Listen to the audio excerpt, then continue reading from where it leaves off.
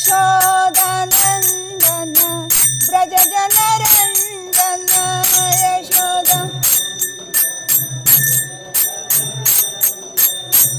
Yashodanandan Vraj जनरञ्जन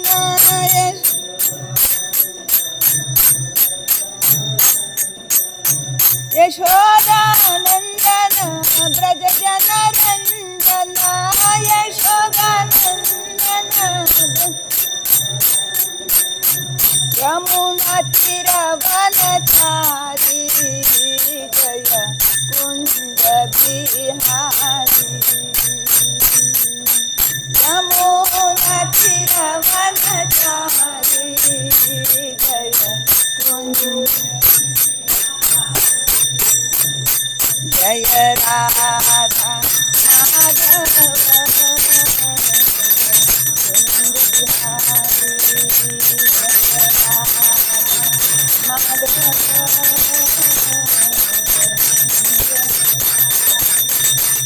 Hare Krishna, Hare Krishna, Krishna Krishna, Hare Hare, Hare Rama, Hare Rama, Rama Rama, Hare Hare, Hare Radhe,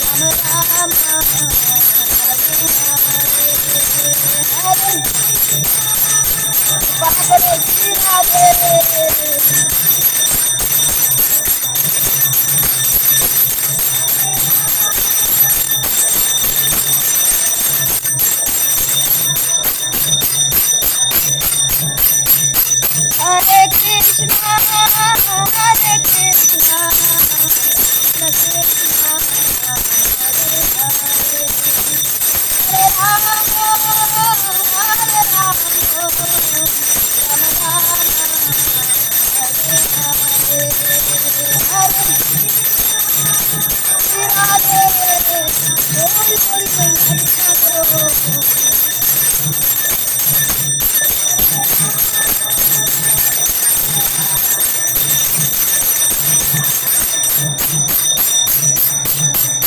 Hare Krishna, Hare Krishna, Krishna Krishna, Hare Hare, Hare Rama, Hare Rama, Rama Rama, Hare Hare, Hare Guru Guru, Hare Hare, Hare Hare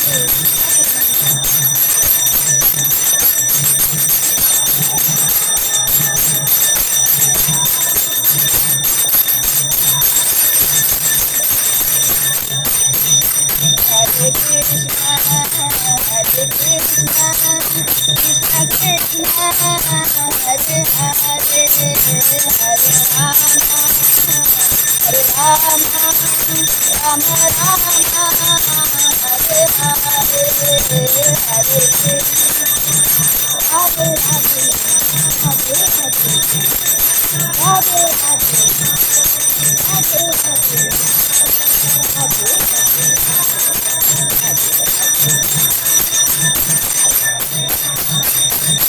Jaya Radha Madhav Radha Madhav Radhe Radhe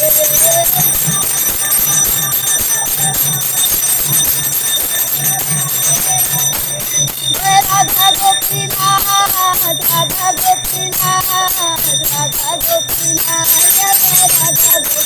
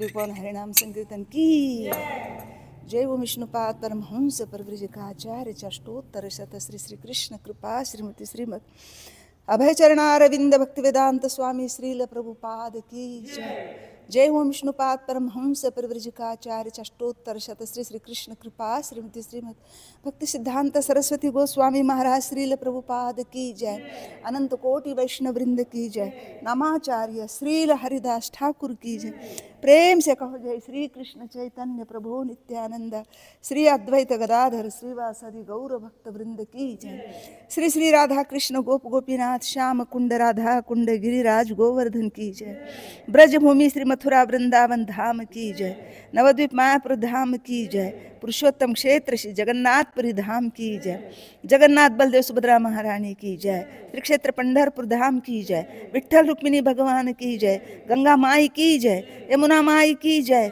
भक्ति देवी की जय तुलसी महारानी की जय गोलोकेर प्रेमधन हरिनाम संकीर्तन की जय श्री श्री राधा माधव भगवान की जय श्री श्री राधा गोपीनाथ भगवान की समवेत गौर भक्त वृंद की निताई गौर प्रेमानंदे Hari All glories to the assembled devotees. All glories to the assembled. All glories to the assembled. All glories to Guru Dev and Guru Gauranga. Om Namo Bhagavate Vasudevaya. Om Namo Bhagavate Vasudevaya. Om Namo Bhagavate Vasudevaya.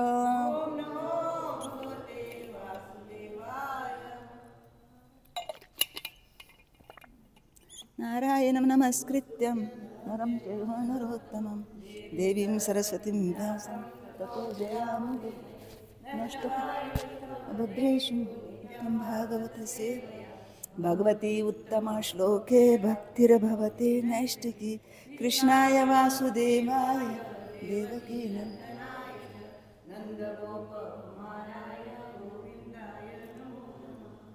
Shrimad Bhagavatam दशम स्कंद अध्याय 25 श्लोक क्रमांक 41, 42 आणि 43.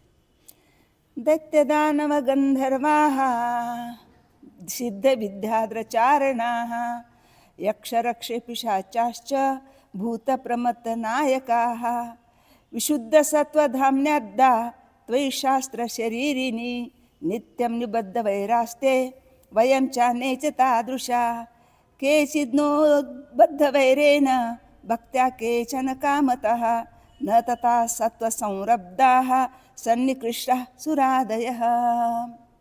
भाषांतर तात्पर्य श्री भक्तिवेदांत स्वामी श्री प्रभुपाद द्वारा श्री प्रभुपाद की. मी आज वाचन करते ह्या श्लोकाचं. माझ्याकडे भागवत लिहित आहे त्यामुळे मला आज वाचन. तुम्ही दिव्य सत्वगुणाची मूर्ती आणि साक्षात शास्त्ररूपी असून तुमच्याशी अखंड शत्रुत्व करणारे अनेक लोक शेवटी तुमच्याकडेच आकर्षित झालेले आहेत.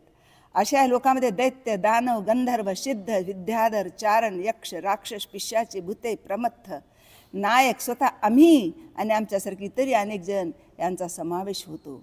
आमच्यापैकी काहींनी तुमच्याशी नित्यवैर करून तर काहींनी कामवासनामनी धरून तुमची भक्ती केलेली आहे. तथापि भौतिक सत्वाच्या प्रभावाधीन झाल्या देवादिकांना तुमच्या भक्तीचे विशेष आकर्षण वाटत नाही. तात्पर्य श्री जीव गोस्वामींनी या श्लोकावर असे भाष्य केलेले आहे. गंधर्व सिद्ध विद्याधर आणि चरण हे जेव्हा दैत्याचे आणि दानांचे अनुसरण करतात तेव्हा भगवंताशी शत्रुत्व करतात. यक्ष राक्षस आणि पिशाचे सामान्यतः तमोगुणी असल्यामुळे भगवंताशी वैर करतात. शिशुपाळ आणि पंडुरकासारखे तमोगुणाचे आहारी गेले दुष्ट असुर भगवंताचा मत्सर करण्यातच स्वतःला धन्य मानतात आणि त्यांच्या दृढ भावनेमुळे त्यांना मोक्षप्राप्ती होते. रज तथा तम या गुणाच्या मिश्र प्रभावाखाली असणारे काही लोक मद प्रतिष्ठेच्या प्राप्तीसाठी भगवंताची भक्ती करतात. बली महाराजांनी स्वतःची गणना या श्रेणीमध्ये केलेली आहे. तरीही भगवंतांनी बली महाराजांच्या सूतललोकी द्वारपाल होऊन त्यांच्यावर कृपा केली. त्याचप्रमाणे भगवंतांनी असुरांचा संहार करून मग त्यांना मुक्ती देऊन आणि गंधर्वाकडून आपली स्तुती करून घेऊन त्यांच्यावर कृपा केली. उलट पक्षी आपल्या सत्वगुणी स्तरांचा अभिमान झालेल्या देवांना भगवंत विषयतृप्तीच्या सुविधा पुरवतात. त्यामुळे भ्रमित झालेल्या देवांना भगवंताचे विस्मरण होते. ओम अज्ञानतिमिरान्धस्य ज्ञानाञ्जनशलाकया चक्षुरुन् चैतन्यमनोभीष्टं स्थापितं येन भूतले स्वयं रूपः कदा मह्यं ददाति स्वपदान्तिकं वन्दे अहं श्रीगुरो श्रीयुतापदकमलं श्रीगुरून् वैष्णवांश्च श्रीरूपां साग्रजातां तं सजीवं साद्वैतं सावधूतं परिजनसहितं कृष्णचैतन्यदेवं श्रीराधा कृष्णपदा सहगण ललिता श्रीविशाखा हे कृष्णा करुणा सिंधु दीनबंधो जगत्पते गोपेश गोपिकाकांत राधाकांत नमोस्तुते तप्त कांचन गौरांगी राधे वृंदावनेश्वरी वृषभानुसुते देवी प्रणमामि हरिप्रिये नमः ओं विष्णुपदाय कृष्णप्रेष्ठाय भूतले श्रीमते भक्तिवेदांत स्वामिनीति नामिने नमस्ते सारस्वते देवे गौरवाणी प्रचारिणे निर्विशेष शून्यवादी पाश्चात्यदेशतारिणे वाञ्छाकल्पतरुभ्यश्च कृपा सिन्धुभ्य एव च पतितानां पावनेभ्यो वैष्णवेभ्यो नमो नमः। जय श्री कृष्ण चैतन्य प्रभो नित्यानंद श्री अद्वैत गदाधर श्रीवासादि गौर हरे कृष्णा कृष्णा कृष्णा हरे हरे हरे राम राम राम हरे हरे। ग्रंथराज श्रीमद भागवत महापुराण की जय। 2-4 दिवस अगोदर कळलं म्हणजे गडबड होत नाही, मला क्षमा करा, काही चुका होतील माझ्याकडून, कारण दिवसभर दवाखान्यात आणि संध्याकाळी म्हणून इकडे येऊ शकले नाही. प्रभूजींनी जी सेवा दिली संध्याकाळी ती सेवा करू शकले नाही. आणि त्या ह्याच्यामध्ये काल श्रावण प्रभूंच्या वडिलांची भेट झाली आमची आणि त्यांनी माळ घेतली आमच्याकडून. म्हटलं मुलांकडून कोणी ऐकत नाही. रिक्षा त्यांचा मिळाला आम्हाला, तर रिक्षामध्ये चर्चा झाली आणि त्यामध्ये त्यांनी माळ घेतली आहे. तर शुद्ध बीजापोटी फळे रसाळ गोमटी आपल्याला दिसतंय की कसे मुलं आहेत. जे शुद्ध आईवडील असले की मुलं आपोआप चांगले येतात, आहे ना. तर अशा प्रकारे बली महाराज, मी याच्याबद्दल काय वाचून काय नाही असं झालं होतं. राधाराणीला प्रार्थना करत होते मी की मैया माझ्या हृदयामध्ये बसून चला. मी एक वाचलं असेल पण माझ्या लक्षात नव्हतं की जेव्हा हिरण्याक्षाचा वध केला, हिरण्याक्षाने वध केला, जेव्हा हिरण्याक्षाचा वध झाला वराह भगवानकडून, त्यानंतर हिरण्यकशिपू फार चिडला. आईवडिलांचं सांत्वन केलं त्यांनी आणि स्वतःच्या वहिनीचे सांत्वन केलं. एवढ्या म्हणजे शुद्ध ज्ञानाने, पूर्ण वैदिक ज्ञान की भगवंत चराचरात व्याप्त आहेत, आपण भगवंताचे अंश आहोत आणि जीवाला जो जीव जन्मतो तो मरतो, अशा प्रकारचे ज्ञान दिले. पण बोले तैसा चाले त्याची वंदावी. पण पुन्हा मात्र सुराने पेटून उठला की माझ्या भावाला ज्याने मारलंय ना त्याला मी मारल्याशिवाय राहणार नाही. द्वेषाने पेटून उठला तो, शोधतच भगवंतांना पूर्ण वैकुंठ लोकांपर्यंत. काय त्याची मजाला विचार करा, वैकुंठापर्यंत गेला आहे आणि तिथून भगवंत बघतं की अरे हिरण्यकशिपू येतोय, धावत येतोय. भगवंत म्हणाले की अरे आता याला मारण्याची वेळ नाही, आणखी वेळ आहे याला, मग आता काय करायचं. म्हटलं आता ह्याच्या पळतच लागणार माझ्या पाठीमागे, मी किती पळणार म्हणले. त्यापेक्षा आता एक करूया म्हणजे ह्याच्या हृदयामध्ये लपूया आपण. भगवंत त्यांच्या हृदयामध्ये लपतात जाऊन. मला आश्चर्य वाटलं हे. अरे म्हटलं किती विशेष आहे ही गोष्ट. पुन्हा त्या गोष्टी विचार करताना वाटलं की प्रत्येकाच्याच हृदयामध्ये आहेत भगवंत. भगवंत दूर कुठे आहेत हां, पण तो आवाज आपण ऐकत नाही. भगवंत आहेतच, नित्य पाहत आहेत आपल्याकडे. आता आम्ही भागवत कथा झाली तेव्हा म्हणले की भगवंत असे बघून आपल्याकडे बघतात. आपण जप कसा करतो, आपण वाचन कसं, तेव्हा त्यांना ते इतकं विशेष वाटलं. अरे बापरे, भगवंत असे बघतात आपल्याकडे. म्हणजे सतत आपल्या समोरच बसलेले असतात. आपला जप कसा चालला, आपल्या सेवा कशा चालल्या आहेत, आपला किती प्रामाणिकपणा आहे, आपण किती हृदयातून करतो आहे ना, किती समर्पण आहे. प्रत्येक गोष्टीकडे बारीक लक्ष आहे भगवंतांचं. कारण ह्या गोष्टीच आपल्याला पुढे घेऊन जातात. बाकी आपण हृदयामध्ये काही कल्मश ठेवलं तर आपल्याला पुढे जाऊ देत नाहीत भगवंत, आहे ना. कारण आपण गोपींचं उदाहरण पाहतोय, थोडासा अभिमानात भगवंत त्यांच्यातूनही गेले. एवढंच नाही, पुढे आणखी राधाराणीने दाखवलं की मलाही जर थोडासा अभिमान आला तर मलाही भगवंत सोडून जाऊ शकतात. त्यामुळे आपण जे काही आपल्याला सेवा करायला मिळत आहेत त्या सेवा म्हणजे कृपा आहे राधाराणीची, गुरु महाराजांची आपल्यावरती कृपा होते है ना. ते सेवा करण्यासाठी खूप आपल्याकडे आहेत काही असे भक्त की पूर्ण समर्पित आहेत, ज्यांनी सेवा केली, आपलं मंदिर पण उभा केलं. बघितलं एवढं सुंदर, मला रोज येताना आठवण येते, वा आपल्याला स्वप्नात तर नाही ना, मंदिरात येतं म्हणजे स्वप्नात तर नाही ना, असं खूप वेळा वाटतं. कारण जे बघितलं होतं की किती वर्ष झगडलो आपण, पण जेव्हा आपण खरोखर तळमळीनं उठून सर्व एकत्र येऊ, सर्वांचा भाव जेव्हा एकत्र येतो, जसं गोपींचा भाव एक झाला है ना, एकत्र जेव्हा हाक मारायला लागल्या गोपीतम भगवंत प्रकट झाले, तसं आपला सर्वांचा भाव एक झाल्यानंतर भगवंता लक्षात काहीतरी द्यायला पाहिजे ह्यांना, तर हे शांत होतील. त्यामुळे आपल्याकडे छोटासा तुकडा फेकलेला आहे भगवंतानी, त्यामध्ये आपण कृतज्ञ राहून आणखी पुढे आपण प्रयत्न करायला पाहिजे. तर आपलं काय चाललेलं आहे, भगवंत सुतल लोकामध्ये गेलेत. आणखी मी आता भागवतमध्ये वाचत होते की भगवंत ते ब्राह्मणाच्या पुत्रांना आणण्यासाठी पूर्ण अनंत वासुदेव तिथपर्यंत पोहोचलेत. अनंत वासुदेव जे भगवंताचं दुसरं रूप आहे, ते पण इथे घाईवरून गेलेत भगवंताची स्तुती करा, ते पण एवढं भगवंताची प्रार्थना करतात, पाद्यपूजा करतात, आनंदाने मोहरून जातात, एकदम आशीर्वाद करतात. आता इथे आपण बघतोय त्यांच्याकडे भगवंताचे एक स्वरूप आहेत, ते द्वारपाल म्हणून उभे आहेत.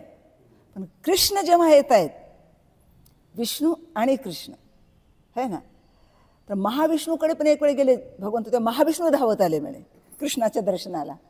तर बघा, स्वतः महाविष्णू, स्वतः अनंत शेष, अनंत वासुदेव, हे सगळेच भगवंताच्या किती आले की आनंद वाटतो त्यांना. आपणाला कधी प्राप्त होईल याची काही चिंता नाही, आपल्याला चिंताच नाही आहे ना. तर ही चिंता वाटणं अत्यंत गरजेचं आहे की मनुष्य देह फार दुर्मिळ आहे ना, ही संधी कधी हातातून निष्ठून जाऊ शकते आपल्या. कमलदल ज्याला जीवन अटलवल भजवू हरिपद नेत्री, आपल्या हातातून ही मनुष्य देहाची संधी कधीही निष्ठून जाऊ शकते. खरं तर आपल्याला जर चिंता नाही लागली भगवत प्राप्तीची, आपण भक्तीमध्ये येऊन सुद्धा वेगवेगळ्या उगीच स्पर्धामध्ये अडकून जातो आपण, आणि खरं मेन उद्देश जो काय तो विसरून जातो. भक्तांमध्ये सुद्धा आपल्या मग स्पर्धा किंवा द्वेष, अहंकार, मी मोठा तू मोठा, ह्या गोष्टीमध्ये आपण जातो. खरं तर आपण फार छोटे आहेत, आपलं लहानपण लक्षात घेऊन आपण हळूहळू जर लहान होऊ तरच महान भगवंत आपणाला भेटतील. आपण जर लहान नाही झालो, आपण जर स्वतःला महान समजायला लागलो. आता इथं बघा कसले महान होते बली महाराज आहे ना, जेव्हा वरून लोकांमध्ये गेले तेव्हा धावत आले, त्याने पाद्यपूजा केली आणि सर्व कुटुंबियांना बोलवून ते पाणी सर्वांच्या अंगावर शिंपडलं त्याने. बली महाराज इथं खूप सुंदर स्तुती करतायत की, म्हणजे जीव गोस्वामी सांगतात, गंधर्व सिद्ध विद्याधर आणि चारण हे जेव्हा दैत्याचे आणि दानवांचे अनुसरण करतात तेव्हा भगवंताशी शत्रू. आपल्याला असं वाटतं की गंधर्व हे विद्याधर हे सगळे भगवंताची स्तुती करतात, कधी कधी ते राक्षसांचा पण पक्ष घेत आहेत, त्यांचं अनुसरण करायला लागतात.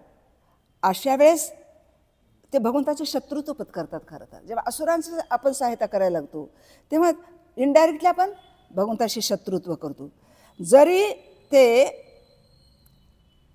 सत्वगुणामध्ये आहे देवता है ना, तरी पण तिन्ही गुणाचं सांगायला लागले ते की तत्र सत्व निर्मलत्वात प्रकाशकम नामयम सुखसंगेन बदनात्मी ज्ञानसंगेन च आनग. हे निष्पाप अर्जुनाला म्हणतात भगवंत की देवता आपण सत्वगुणामध्ये आहोत. सत्वगुण हा महत्त्वाचा आहे, तो ज्ञानाचा प्रकाश करतो है ना, पण त्या ज्ञानाचा सुद्धा जर अभिमान येत असेल तर तो सुद्धा वाईट आहे आपल्यासाठी है ना. सत्वगुण माझे वडील सांगायचे, सत्वगुण हा रजगुणाचा आणि तमोगुणाचा काटा काढणारा एक काठाच आहे, तोही काठाच आहे.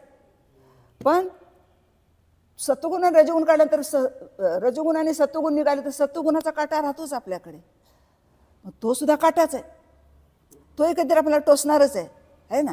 त्यामुळे हा सुद्धा काटा निघाला पाहिजे, कारण मग तो म्हणतो की माझ्यासारखा कोण आहे, मी ज्ञानी, मी मोठा आहे ना.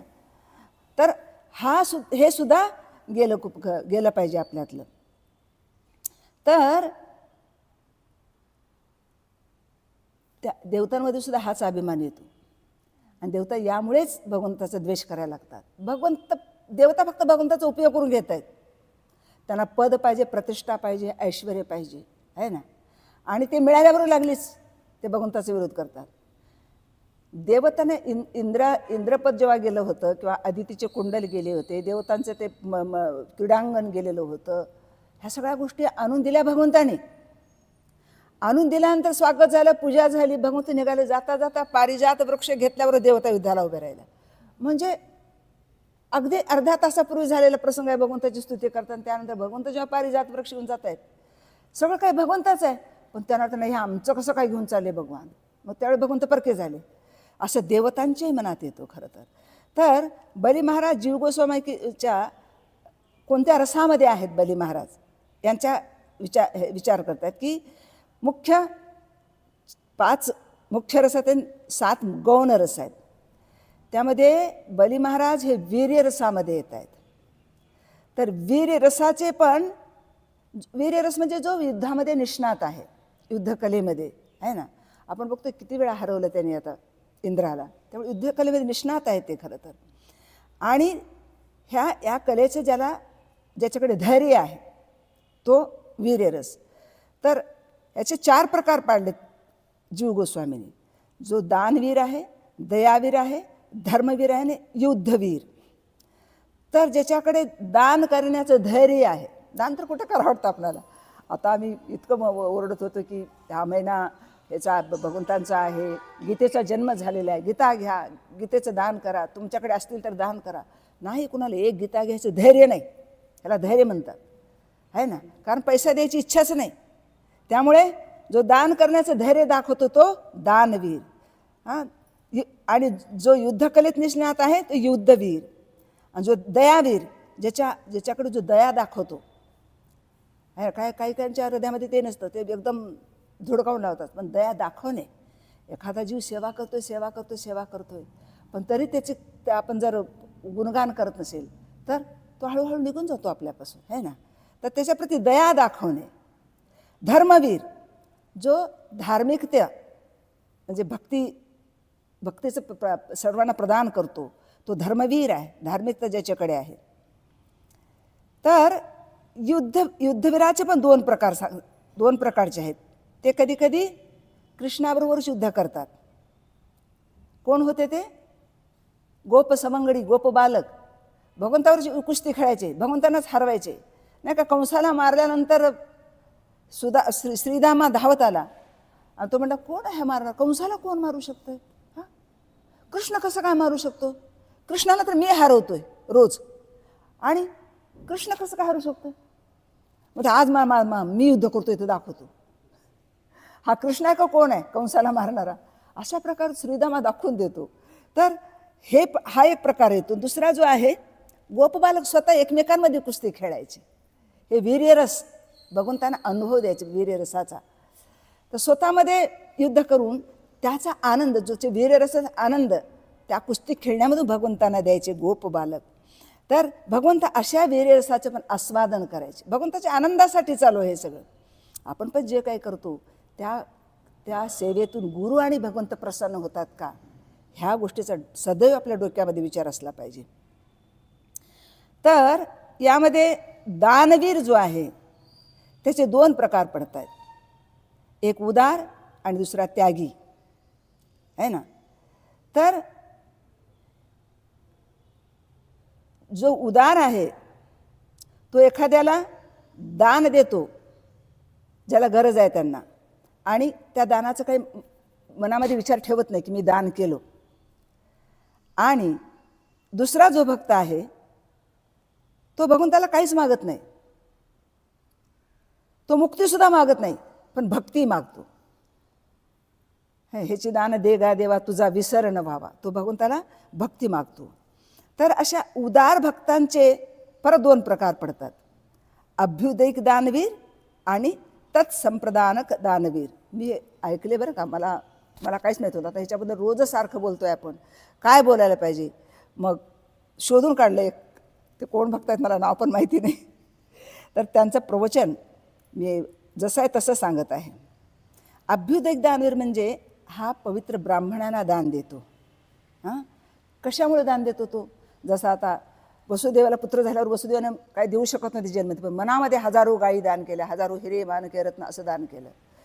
तर आपल्या मुलाला त्रास होऊ नये, आणि नंद महाराज पण जेव्हा नंदोत्सव साजरा करतायत तेव्हा हे दान देत आहेत, किंवा उत्तान सेरेमनीमध्ये जेव्हा भगवंत उठून हळूहळू चालायला लागतात किंवा रांगायला लागतात, प्रत्येक घटना जेव्हा भगवंत एक एक पुढे पुढे पुढे मोठे व्हायला लागतात, तर त्यावेळेस नंदबाबा पण दान द्यायचे.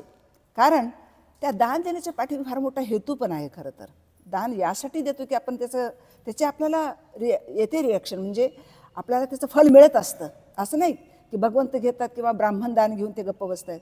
तर ज्याला दान देतो त्याचं पुण्य आपल्याला मिळत असतं, उगं नाही होते. म्हणून दान करावं. दानानं धनाची शुद्धी तर होते, पण आपलं कर्मही नष्ट व्हायला लागतं, आपल्या जीवनामध्ये चांगल्या गोष्टी घडायला लागतात. तर दुसरं जे दान आहे, आणि दुसरा एक अभ्युदय ह्याच्यामध्ये जो ब्राह्मणाला दान देतो, आणि दुसरा जो दान आहे तो भगवंताला, डायरेक्ट भगवंतालाच दान देत आहेत, है ना. भगवंताला दान करणे त्याला म्हणतात तत् संप्रदानक दानवीर. तो भगवंतालाच दान डायरेक्ट देतो. याचे पण दोन प्रकार पडतात, प्रीतिदान आणि पूजादान. दान करताना सुद्धा आपलं मन कसं असलं पाहिजे, तर हृदयातून प्रेमाने. भगवंत जेव्हा राजूच्या यज्ञाच्या वेळेस युधिष्ठिर महाराजांकडे आले तेव्हा युधिष्ठिर महाराजांनी त्यांचं खूप स्वागत केलं, पाद्यपूजा केली, आणि भगवंताला सर्वजण, घरातले सर्वजणच, सगळे त्यांचे कौटुंबिक जन जे सगळ्यांनी पाद्यपूजा, सर्वांना ते पाणी सगळ्यांच्या अंगावर शिंपडलं, सर्वांनी ते पाणी पिलं. एवढंच नाही, चंदन लावलं भगवंतांना, फुलांचे हार घातले, सोनं नाणं हिरेमान काही दान दिले. तरीही मनामध्ये संतुष्टी नाही युधिष्ठिर महाराजांच्या. त्यांना वाटायला लागले हे अपूर्ण आहे, माझं देणं हे अपूर्ण आहे, हे कमीच आहे, आणि की मला समाधान वाटत नाही या देण्यामुळे, मी काय द्यायला पाहिजे. आम्ही सर्वजण आता सेवेत आहोत त्यांच्या, माझं घर, माझं पूर्ण फॅमिली, सगळे आम्ही त्यांच्या सेवेत समर्पित आहोत, तरी पण मनाला समाधान नाही. ह्याला म्हणतात प्रीतिदान. दुसरं आहे ते पूजादान. हा दानवीर स्वतःलाच देतो, स्वतःलाच अर्पण करतो. त्याचा मूळ फक्त भगवंताला प्रसन्न करणे आहे, है ना. याचं उदाहरण म्हणजे बली महाराज. असं वाटेल आपल्याला बली महाराज तर असुर आहेत, आणि एवढं कसं काय पुढे गेल, एवढा दानाच्या म्हणजे युधिष्ठिर महाराजांच्या पुढचंही कसं काय दान देण्याची इच्छा झाली. आतापर्यंत त्यांच्या पार्श्वद देवतांवर ते हल्ला करत होते, त्यांचं पूर्ण स्वर तिन्ही लोक घेतलेले आहे ह्यांनी, आणि हे असे कसे झाले. याचं कारण आहे खरं तर त्याला दोन कारणं सांगतायत. पहिलं कारण आहे त्यांना जे योग्य मार्गदर्शक मिळाले. पहिलं आहे भृगुवंशातील ब्राह्मण, जे त्यांचे गुरु कोण आहेत ते शुक्राचार्य, आणि दुसरे म्हणजे प्रल्हाद महाराज. म्हणून म्हणतात की चांगल्या कुळामध्ये जन्म घ्यावा, आहे ना. ते कुळच असं असतं की आपल्याला त्याचा फायदा होतोच होतो. बरं, भले ते असुर कुळामध्ये होते, पण महात्मा प्रल्हाद महाराज आणि त्यांचे पिता विरोचनाकडे देवता स्वतः आल्या कपट वेशामध्ये, ब्राह्मणाच्या वेशामध्ये. कळलं पण विरोचनाला की देवता आहेत म्हणून, आणि त्याने म्हटलं आम्हाला तुमचं आयुष्य द्या, आणि त्यांनी संकल्प केला, आयुष्य दिलं. म्हणजे धन्य ते कुळ असं म्हणायला पाहिजे आपण.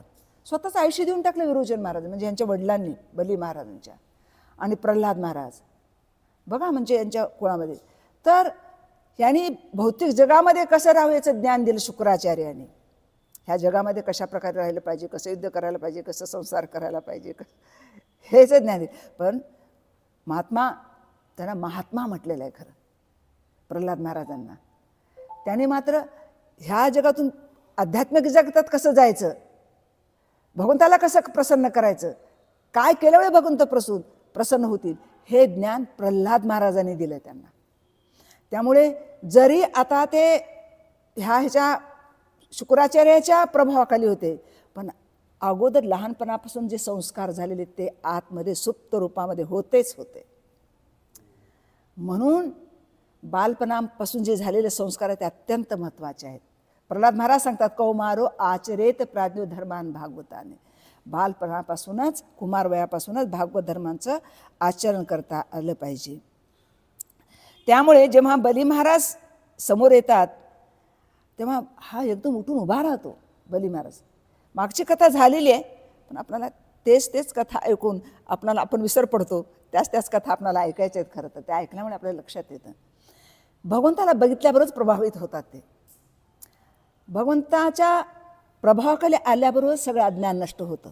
तिथे अज्ञान नष्ट होतं त्यांचं. एकदम संग मिळाला ना, भगवंत डायरेक्ट संघामध्ये आले. असं म्हटलं जातं साधुसंग सर्व शास्त्र काय, लव मात्र साधुसंग सर्व सिद्धी होय. पापडी पण उठेपर्यंत साधुसंग मिळाला तर आपल्याला सर्व काही प्राप्त होतं. पण डायरेक्ट भगवंताच्या संघामध्ये भगवंत समोर आले. भगवंत समोर आल्याबरोबर संत संगतीचा लाभ पद्मनाभ जोडीला आहे ना. संत संगतीचा लाभ हा आहे की भगवंत जोडले. डायरेक्ट भगवंत आलेत समोर आणि मग मात्र हृदयातलं सगळं कल्मश गेलं त्यांच्या आणि एकदम त्यांच्या प्रभावाखाली आले. आणि त्यांनी बसवलं आपल्या आसनावर, पाद्यपूजा केली, हात जोडून उभे आहेत. म्हणजे मागा ब्राह्मण देवता ते ब्राह्मण म्हणू लागले. छोटासा ब्राह्मण आहे, छोटा मुलगा आहे, छोट्या 8 वर्षाच्या रूपामध्ये गेलेत भगवंत. आणि ते म्हणतात की काय मागायचं तुम्हाला, मागा, माझ्याकडे सगळं देतो तुम्हाला, मी फार प्रसन्न आहे. तेव्हाच बली महाराज एवढी स्तुती करतायत, वामनदेव एवढी स्तुती करतायत त्यांची. तुझं कुळ धन्य आहे म्हणतायत. तुझ्या कुळामध्ये जन्म ते धन्य आहे. तुझे आजोबा, तुझे पंजोबा हे सगळेच किती धन्य आहे. तुझे वडील आहे ना, त्यामुळे तू धन्य आहेस. तुला म्हणजे काहीच अवघड नाही खरं तर. तुझे सेवा करायला उभा आहेस. तुझा देतो हा जो भाव आहे, हा भाव काढायचा आहे त्यांना. देतो हा जो भाव आहे तुझ्यामध्ये, तो सुद्धा म्हणजे स्तुती करण्यासारखा. त्याची फार स्तुती करतात भगवानसुद्धा. तेव्हा बली महाराजांना वाटतं की अरे वा, तू जेवढा दिसतोस गोड तेवढाच तू बोलतोस पण गोड. मी आकर्षित झालं तुझ्याकडे. माग बेटा, काय तर मागायचं माग. तर म्हणते मला काही नको, म्हणते फक्त 3 पावलं भूमी. अरे रे रे म्हणते, तू छोटा आणि तुझी बुद्धी पण छोटी आहे की रे, तुला मागता पण येत नाही. हां, अरे पिढ्यानपिढ्या बसून खातील एवढं देणार आहे मी. 3 लोक माझे आहेत. किती अभिमानानं बोलतं ते तसं बघून. 3 लोक माझे आहेत. अरे माग म्हणतोय, काही घाबरू नकोस, मी देणार आहे तुला. तर बली महाराज म्हणतायत, वामनदेव म्हणतात 3 पावलात जर कोणी संतुष्ट होत नसेल तर त्याला 3 लोक मिळून सुद्धा संतुष्ट होणार नाही. त्यामुळे अल्पसंतुष्ट असणं हेच फार महत्त्वाचं आहे. मला काही नको, हे ब्राह्मणाचे लक्षण आहेत. म्हणे थोड्यामध्ये संतुष्ट असलं पाहिजे. मला जास्ती नको आहे, मला फक्त 3 पावलं दे. खूप सुंदर उदाहरणं देते त्यामध्ये की तर हा जो आपण सांगलो तत्संप्रदानक दानवीरमध्ये 2 भाग जे पडतात ते पूजादान आणि प्रीतिदान. त्यानंतर दुसरा जो त्यागी, यामध्ये भक्त भगवंताकडून दान प्राप्त करतो स्वतः, पण भगवंत देत आहेत भक्तांना. पण भक्त मात्र काहीच घ्यायची इच्छा नसते. त्यात ध्रुव महाराजांचं उदाहरण देत आहेत की ध्रुव महाराजांनी जेव्हा सुरुचीने भरसना केली, ते जंगलातून निघून गेले. ते निबिड घनदाट जंगलात चालले ते, जिथं क्रूर हिंस श्वापद आहेत अशा ठिकाणी जाऊन ते नारदाच्या उपदेशाने तपस्या करतात. आणि त्यानंतर भगवंत जेव्हा समोर प्रकाट होतात तेव्हा मागायची काहीच इच्छा नाही. इच्छा अगोदर होती, ब्रह्मपदापेक्षा श्रेष्ठ पद पाहिजे, इच्छेनं केले होते त्यांनी. पण जेव्हा गुरुची कृपा होते आणि डायरेक्ट भगवंत समोर येतात तेव्हा मात्र काहीच इच्छा उरत नाही. ते म्हणतात स्वामी कृतास्तो मी वरम नयाचे, मला काहीच नको. ते म्हणतात अरे मग काहीतरी माग, मी दिल्याशिवाय जाणारच नाही. कारण भगवंत मला ना भक्त बाकी मला लोक नाव ठेवतील, एवढे तपस्या करून ध्रुवाला काय दिलं म्हणून. मी देणारच आहे, पण मग मला तुमचा विसर पडेल, त्यामुळे तुमच्या भक्तांचा संग द्या. ध्रुव महाराज पण हेच म्हणतात की मला तुमची भक्ती द्या. ते तर तुला विसर पडणार नाही, त्यामुळे तू काही विचार करू नकोस. तर भगवंत त्यांना शेवटी स्मरण पण देतात आणि त्यांना जे पाहिजे ते देतात. कर्दम मुनीचे सांगतात की कर्दमाच्या पुढे पण भगवंत प्रकट झाले आणि देण्यासाठी आले.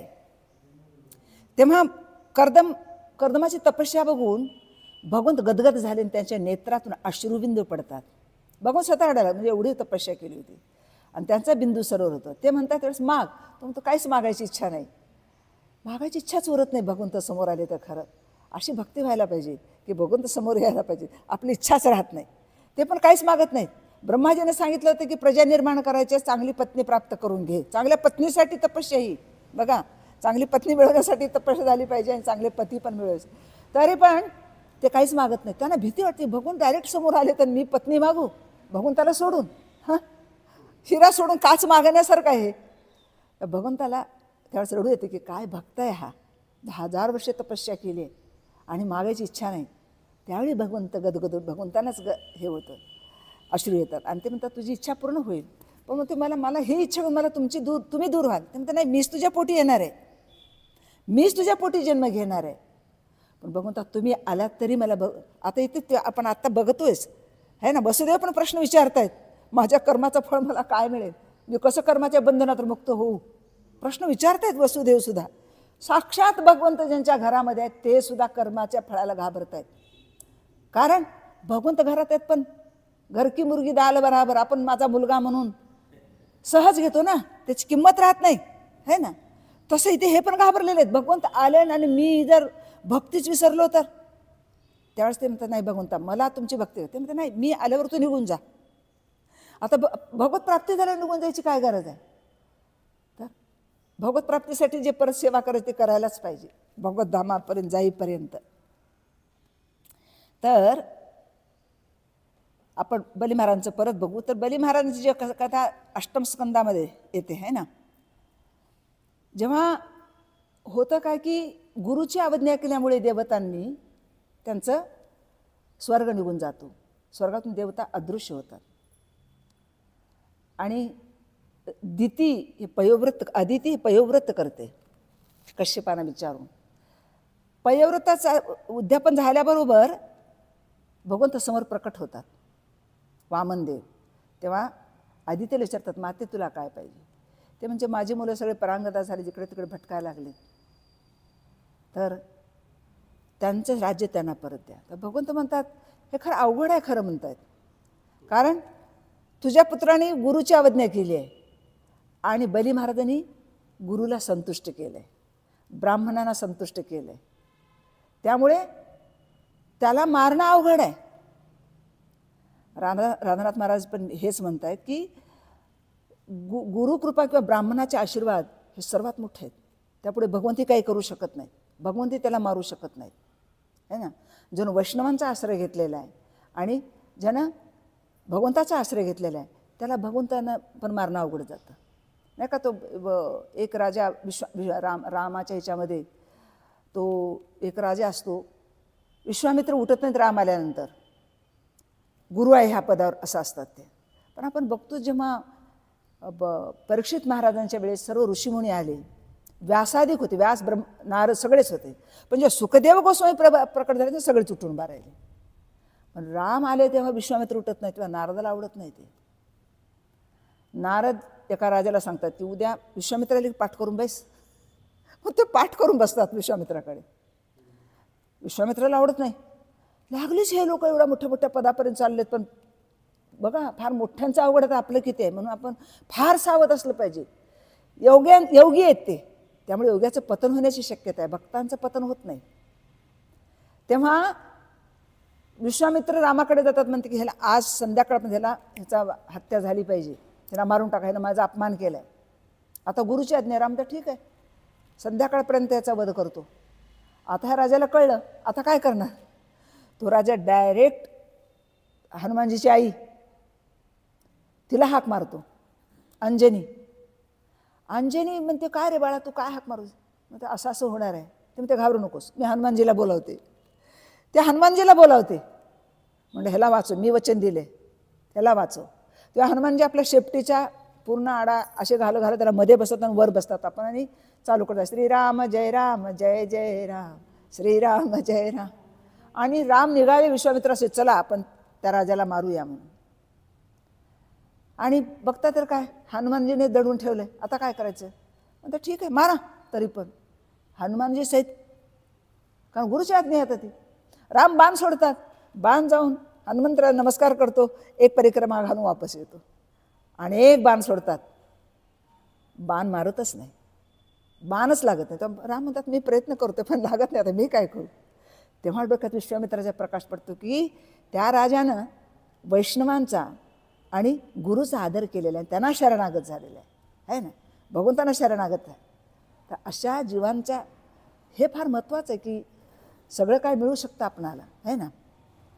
असं म्हटलं ते दुर्लभो मानुष्य देहो देहिनाम क्षणभंगुरवा तत्रापि दुर्लभ म्हणणे वैकुंठ प्रिय दर्शना. मनुष्य देह मिळतो पण भक्तांचा जर संग मिळत नसेल तर ते फार वाईट गोष्ट आपल्या जीवनामध्ये. तर अशा प्रकारे आपण बघतो की बली महाराज तेव्हा स्वतः वामनदेव म्हणतात की हे अवघड आहे, कारण यांनी गुरुचा अपराध केलेला देवतांनी आणि प्रल्हाद महाराजांनी गुरुला संतुष्ट आणि ब्राह्मणाला संतुष्ट केलेला आहे. त्यामुळे हे अवघड आहे. पण मला असं काहीतरी करावं लागेल, आता तुझ्या तपस्येमुळे मी प्रसन्न झालोय, तर असं काही करावं लागेल की ते गुरुची अवज्ञा करतील. बघा, म्हणजे भगवंत प्लॅनिंग करतात, असं काही करावं लागेल ते गुरुची अवज्ञा करतील.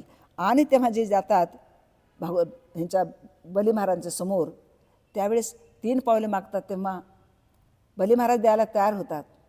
त्यावेळेस शुक्राचार्य विरोध करतात की नाही नाही नाही, तुला माहीत नाही, कळत नाही, हे ब्राह्मणाच्या वेशात साक्षात विष्णू आहेत, त्यामुळे तुझं सर्वस्व हरण करतील. तेव्हा बली महाराज काहीच विचार करत नाहीत. ते म्हणतात की नाही नाही, जीवनाचा मुख्य उद्देश भगवत प्राप्ती आहे, तुझ्याजवळ काही राहणार नाही असे हे सांगतात.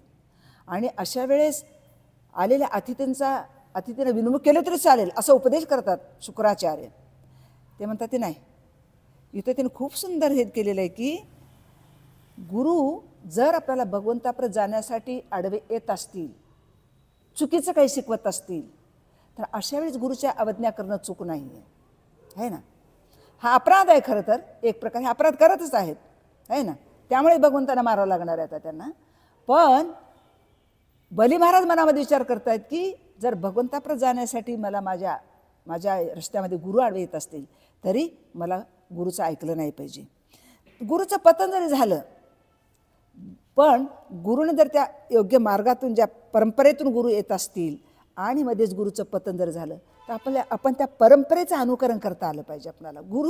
गुरुला सोडणं गरजेचं आहे तिथे.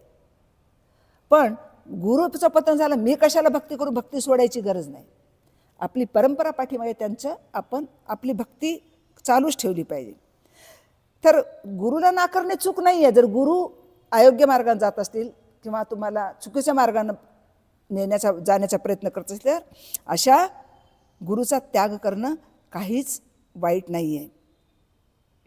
तर इथं बघतोय आपण की ते स्वतः जातात ह्याच्याकडे आणि बली महाराज ज्याच्या पुढे जातात तेव्हा बली महाराज सगळंच विसरतात खरं तर भगवंताचं स्वरूप बघूनच, आणि ते भगवंताला शरणागत होतात आणि गुरुची इथे अवज्ञा होते. खरं तर इथे आणखी एक उदाहरण देत आहेत की जेव्हा वामनदेव ह्याच्या पुढे समोर झाल्यावर, मौंजीबंधन झाल्यावर ते म्हणतात डायरेक्ट आपल्या कामाला निघाले, थांबले नाहीत, सर्वजण स्तुती करतायत. भगवंत जेव्हा येतात ना तेव्हा आपल्या कार्यावर फोकस असतो त्यांचा. ते धर्म संस्थापनेसाठी आलेत, चुकीच्या गोष्टी घालवण्यासाठी, तर तेव्हा भगवंत थांबत नाहीत, डायरेक्ट निघाले बली महाराजांकडे. त्याच प्रकारे जेव्हा भगवान मथुरेला जात होते कंस वधासाठी, तेव्हा खूप गोपी आडव्या आल्या, है ना. त्या प्रेमी भक्त आहेत खरं तर, पण भगवंताचं आपलं लक्ष होतं की कंसवध करायची वेळ आलेली आहे, आता यामध्ये अडकणं गरजेचं नाही. अर्थात असं करत नाहीत की ते भक्तांना नाकारत नाहीत, ते म्हणतात मी परत येतो पण सध्या मला हे कार्य करू द्या. मथुरेत गेल्यानंतर सुद्धा अक्रूर आणि कुब्जा ते पण म्हणतात नाही, माझं कार्य करू द्या अगोदर, मगच मी येतो, मला माझं धर्म संस्थापना फोकस आहे भगवंताचं, भगवंत आपल्या कार्यावर फोकस आहेत. तर इथे आपण बघतोय की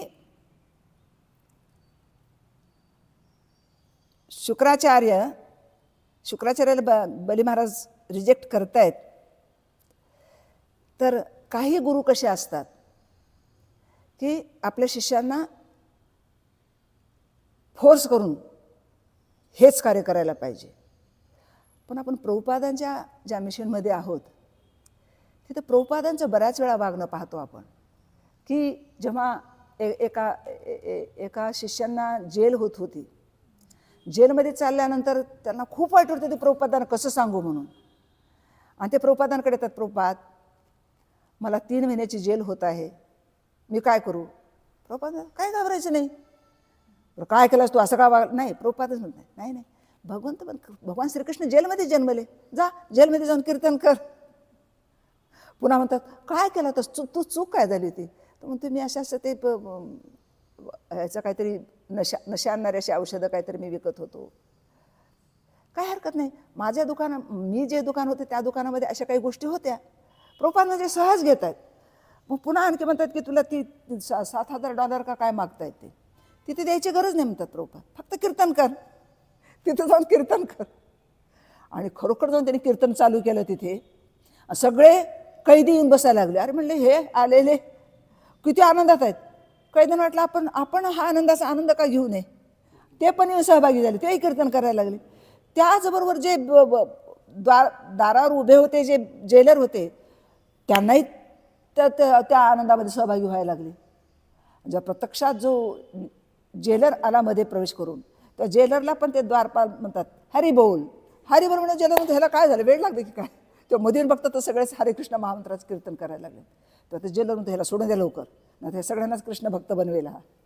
तर म्हणते अरे म्हणलं आम्हाला 3 महिने झाले नाही आणखी का बरं सोडत आहे? ते म्हणतात नाही नाही नाही, तुमचं इथे राहणं फार अवघड आहे, तुम्ही जा आता. ते म्हणतात आम्हाला इथं छान व्यासपीठ मिळालं, आयते लोक आपोआपच आहेत.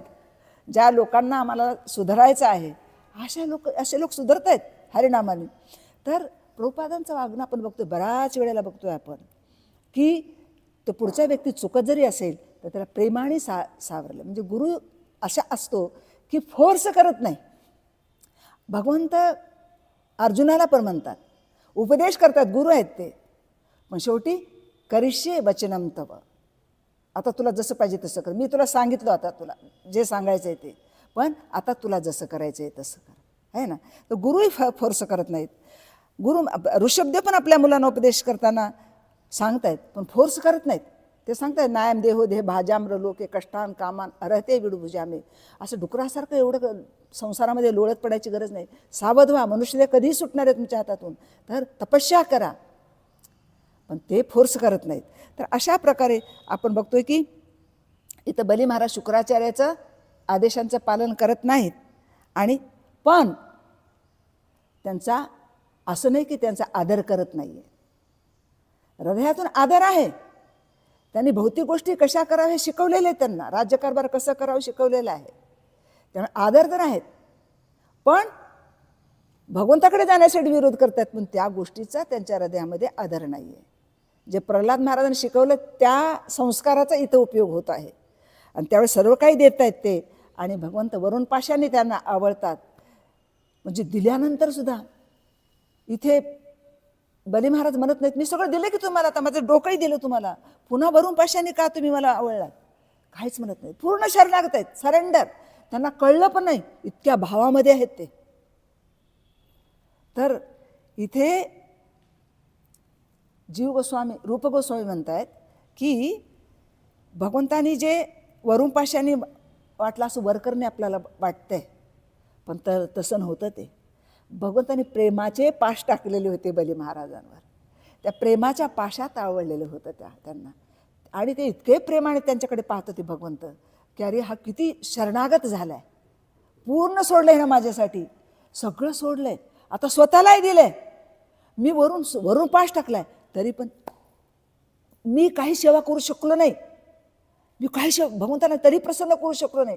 हा मनामध्ये भाव आहे आणि ते अर्थाने रडतायत. एवढंच नाही, ते प्रल्हाद महाराज येतात तेव्हा त्यांना वाटतं की मी आता दंडवत टाकू शकत नाही प्रल्हाद महाराजांना, यांनी मला जे चांगले संस्कार दिले मी दंडवत, त्यामुळे मनानं ते डोळ्यातून अश्रुपात करत मनानं झुकतायत प्रल्हाद महाराजांच्या चरणावर. आणि प्रल्हाद महाराज पण तेच म्हणतात, त्यांची पत्नी तेच म्हणतात, ह्यांना मी देणार आहे असं वाटत होतं भगवंतांना. हा देण्याचा जो अभिमान होता तो घालवलात तुम्ही, कारण तुमचंच सर्व काही आहे, तुम्ही दिलेलं सर्व काही, तुमचं तुम्हाला द्यायचं आहे, त्यामध्ये अभिमान कसला खरं तर तो घालवलात. म्हणजे पत्नी काय योग्यतेची होती तिचा विचार करा, विंध्यावली पण काय योग्यतेची होती. तर अशा प्रकारे आपण बघतोय की इथे सूतल लोकांमध्ये भगवंत गेल्यानंतरच्या पुढचं चालू आहे आपलं. त्याच्यावर जे टीका करतात प्रभुपाद त्याच्यावरून होत आहे की अत्यंत आनंद झाला आहे बली महाराजांना की भगवंत सूतल लोकांमध्ये आले. द्वारपाल मंत्र काम करतच आहेत, ते विष्णू रूपामध्ये आहेत, पण साक्षात कृष्ण तिथे आलेले आहेत. हे जेव्हा लक्षात येतं तेव्हा ते फार गदगद होतात.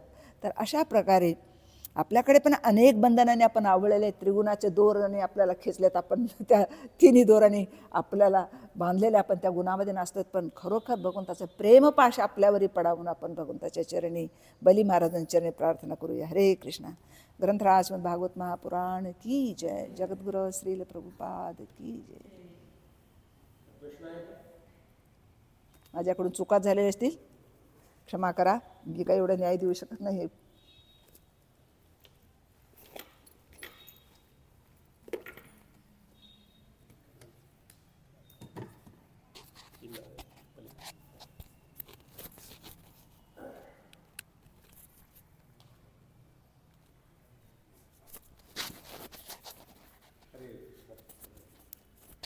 खूप खूप धन्यवाद माताजी.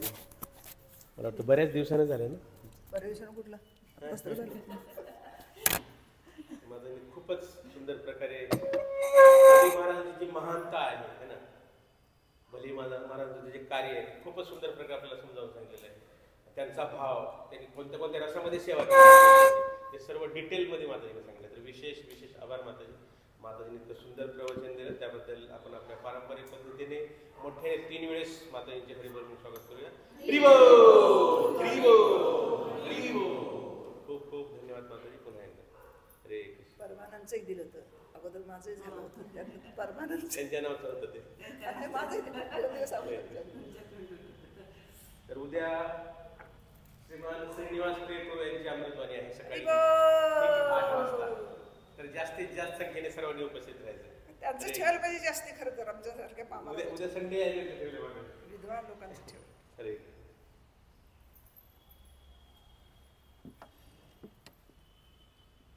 आणि संध्याकाळी गुरुप्रेम संध्याकाळी